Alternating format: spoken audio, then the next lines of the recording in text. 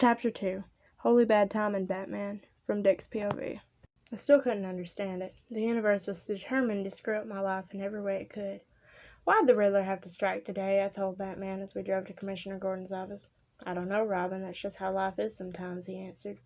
I know, but it seems like every time I get in a moment, this happens. Criminals should get better timing. He lost all composure and laughed. Maybe so, but maybe they should stop being crooks altogether. Well, yeah, that'd make more sense.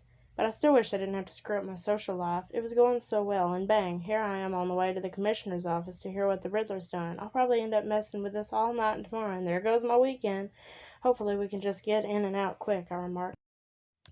Well, that's what I always hope for, Robin, he answered, and you should too.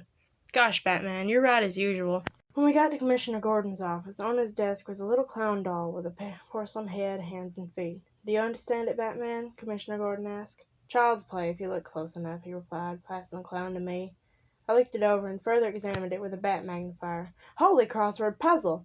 Written on the back of the clown's head, where a brand stamp or serial number would probably be. Who knows? I only know because Lorena had an aunt who collected dolls, and she said she'd helped her figure out the brands and ages sometimes. Was seemingly a riddle written in Morse code. I knew it pretty well, so it didn't take me too long to decode it. When is a balloon like an oven? When it's full of hot air, Batman informed me. Makes perfect sense, the commissioner said.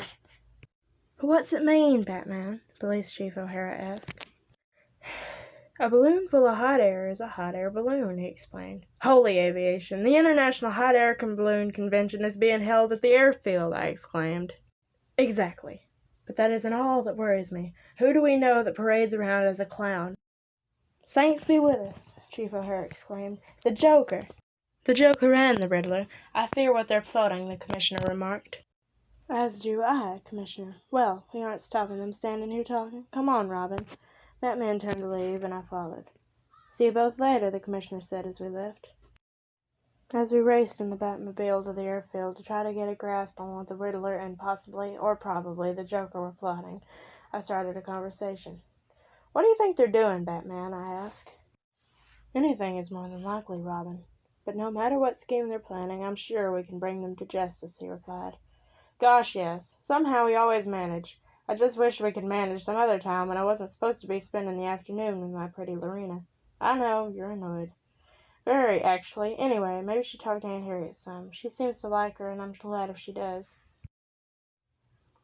Yeah, I know them liking one another is important to you. It's very important. I don't want to jinx anything, but if it happens Lorena and I get serious, I don't want us to have to Romeo and Juliet this mess. Yeah, but most importantly, do you even like her, like enough to get serious? I mean, you've talked about marrying 3 different girls. I never even met 2 of them.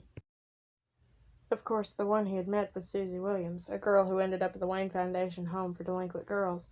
She'd been working for the Joker, and the 2 of them nearly blew me and Batman up. We would have if the power hadn't gone out. Susie doesn't count, I protested, still kind of sore about the whole ordeal. It was only like 4 or 5 months ago. You were in love with her, even if she did try to kill us. And she did regret what she did. There's surely something to be said about that. Yeah, and she kissed me, I thought. It was the first time I'd ever been kissed, and it was nothing more than a common crook who tried to kill me. The rest of the trip was quiet until we parked at the airfield. I jumped out of the Batmobile and followed Batman to the info tent. Hello, Batman, Boy Wonder, the fellow standing there organizing a bunch of papers said. What brings you here? Suspected criminal activity, citizen. Is there anything of value here? Batman answered. Well, yes, actually. The solid gold burner that is going on display. But it won't be delivered until late tonight. Sounds like we're going to be staking out, I mumbled. Don't get me wrong. I usually love a stakeout, but this was getting annoying. First they screw up my study date, and now they want my Saturday night, and scratch my Sunday because outside of church I wasn't going to be good to her much. Precisely, Robin. Be sure to report any suspicious activity to the Gotham City Police Department. We'll be back shortly. I followed Batman to the Batmobile. Are we going back to the Bat Cave to regroup or whatever? I asked. Yes, call ahead on the mobile Bat phone and ask Alfred to bring dinner down, if you will, please. Roger. I picked up the phone receiver and dialed the number for the Bat Cave, 212-228-2285, for anyone who cares, and got Alfred. I'm sorry, but he's not here at the moment, he said. It's me, Alfred, I informed him. Oh, Master Robin, how are you? Just fine, thanks. Listen, Batman asked me to call and have you take our dinner down to the Batcave. We've got some planning to do. We're going to just stake out the airfield tonight. Okay, will do, Master Robin. Hey, Alfred, did Lorena leave? Miss Baker got a phone call about an hour ago and said she'd better be going. Mrs. Cooper said she's a fine girl. I know that's your next question. I smiled. Thanks, Alfred. We'll be back there in about 20 minutes. All right, see you then.